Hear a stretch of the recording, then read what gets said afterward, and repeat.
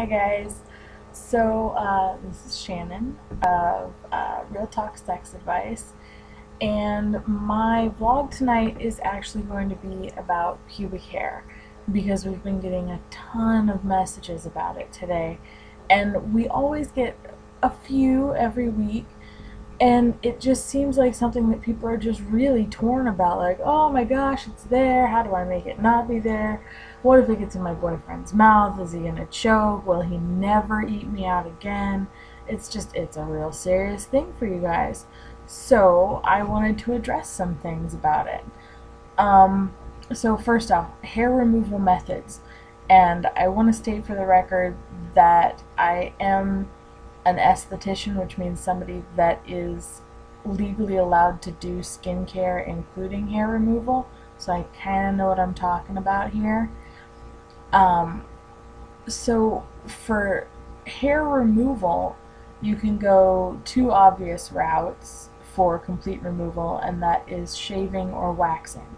Now, waxing is expensive and you have to pay somebody else to get real up in your business, but the effects of waxing last for about a month, and over time with repeated waxings, hair can actually grow in finer and more sparsely, so it's not as thick, it's not as noticeable.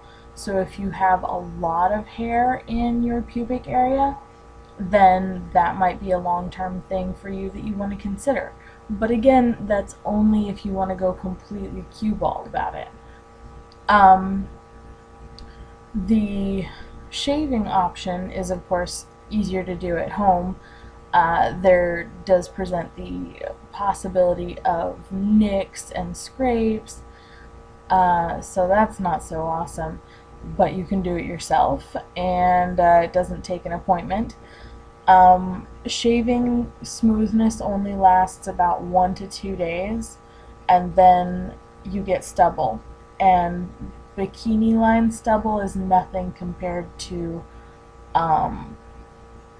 outer labia stubble, which is literally rubbing up against your inner labia, and that hurts so bad.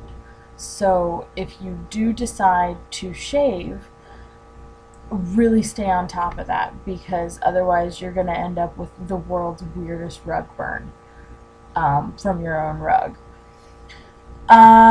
There are options that are not as complete as just getting it all bald and down to nothing. The easiest one is just to trim it with a small pair of scissors. Like, you could even use manicure scissors. Now, I'm not saying little nail clippers, don't do that, but actual manicure scissors are small and easy to be precise with, so you're not just snipping willy-nilly and you maybe cut yourself, because that's not awesome. And that's good for, like, if your hair needs to be trimmed down before you even do any other kind of maintenance. There's also the option of going and getting a bikini trimmer or bikini clippers, which are specialized little hair clippers that are small, about, 5 inches tall by about an inch wide, and they've got a couple different settings for height, that go from like a ½ inch down to a little less than a ¼ inch. And those are nice because you're not cutting the hair completely off, so you don't ever have to deal with that stubble stage, and yet a ¼ inch of hair isn't really gonna bug anybody. Your boyfriend will still go down on you, and he'll be able to find everything. He's not gonna have to do any bushwhacking, which was a fear that somebody presented to us. Bushwhacking is a horrible term for that. They are spreading the waves of a garden to find your lady garden. That's bushwhacking. Seriously. If you don't feel like spending money on a specialty item like a bikini trimmer, just get a beard trimmer. They're usually less expensive, have more settings for how long the hair can be, and they work just as well. Usually they have a better battery pack, and a longer life than your bikini trimmer. So, yay for being marketed to. Yeah, beard trimmer all the way. Way better than, bikini trimmer. So now that we've discussed the ways to get rid of the hair, I'm going to tell you why you shouldn't necessarily get rid of the hair. Pubic hair has a function. It's not just hanging out to get in the way. Pubic hair is there because it is protecting your vagina from dust, dirt, diseases, infectious things, dirty swimming pool water. It's a barrier. It's set up to catch things before they make it into your vagina and cause your vagina to be unhappy. So when you take away all of the hair covering the vagina, suddenly a major defense mechanism that your vagina had is no longer present, which means,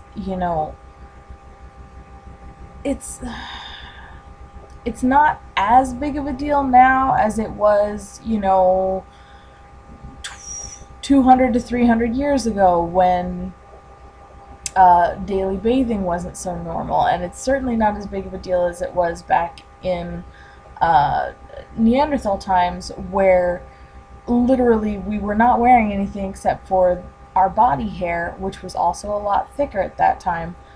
But, a disease could kill you at that point in time. Like, that's not a thing that's going to happen, but it doesn't mean that your vagina doesn't need any hair at all. You still have to give it a little something to hold on to so it can keep itself healthy.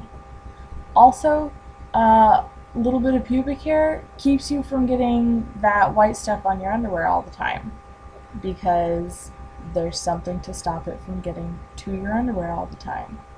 Now, this might not be a problem for you if you are not somebody who has a high volume of vaginal moisture at any time, but if it is, that's something to think about.